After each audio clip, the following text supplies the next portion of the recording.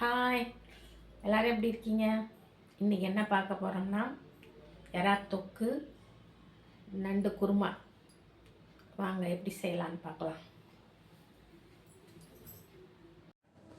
கடாயில் நம்மளுக்கு தேவையான எண்ணெய் சேர்த்துக்கலாம். அதில் கொஞ்சம் சோம்பும் சேர்த்துக்கலாம். சோம்பு நல்லா பொரிஞ்சதும் கருவேப்பிலை போடணும். கருவேப்பிலை பொரிஞ்சதும் வெங்காயம் 2 வெங்காயம் கட் பண்ணி போட்டால் போதும். வெங்காயம் நல்லா வதக்கிட்டு கொஞ்சம் இஞ்சி பூண்டு பேஸ்ட்டு அதில் சேர்த்துக்கலாம். தேவையான சால்ட்டு போட்டு நல்லா வதக்கிடணும். நல்லா வதங்கிட்டதும் ஒரு சின்ன தக்காளி 2 போட்டுக்கலாம். தக்காளி போட்டு நல்லா வதங்கிட்டதும்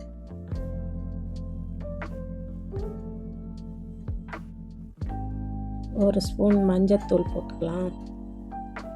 மிளகாத்தூள் நம்ம காரத்துக்கு ஏற்ற மாதிரி மிளகாத்தூள் போட்டு நல்லா வதக்கிடணும்.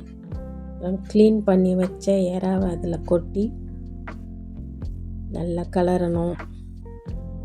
கலரிட்டு தண்ணி சேர்க்கக்கூடாது, ஏன்னா எறாவில் தண்ணி தானாக வரும். அதனால் தண்ணி சேர்க்காம மூடி வச்சிடணும். தேவைப்பட்டால் கொஞ்சம் தண்ணி சேர்த்துக்கலாம்.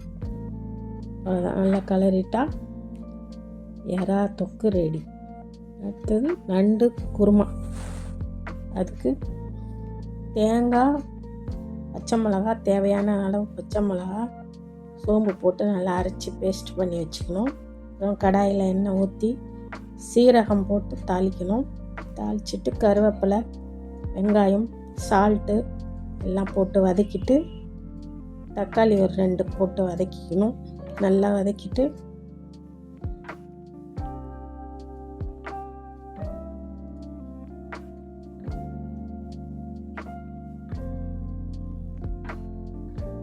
க்ளீன் பண்ணி வச்ச நண்டு எடுத்து இஞ்சி பூண்டு பேஸ்ட்டு சேர்க்கணும். அது சேர்த்துட்டு அதுக்கப்புறம் தான் நண்டை சேர்க்கணும்.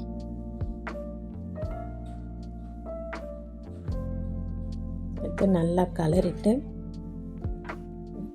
அப்புறம் நண்டையும் சேர்த்து நல்லா கலரிடணும். கலரிட்டு இதில் கொஞ்சம் நம்ம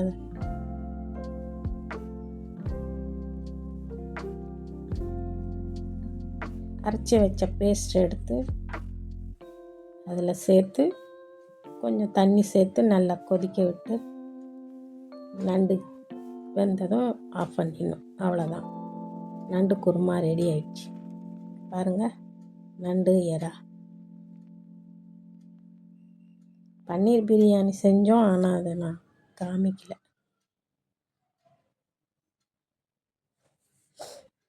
இந்த வீடியோ உங்களுக்கு பிடிச்சிருந்தா லைக் பண்ணுங்கள், ஷேர் பண்ணுங்கள், சப்ஸ்கிரைப் பண்ணுங்கள். மறக்காமல் பெல் ஐக்கானை ப்ரெஸ் பண்ணுங்கள். தேங்க்யூ, பாய்.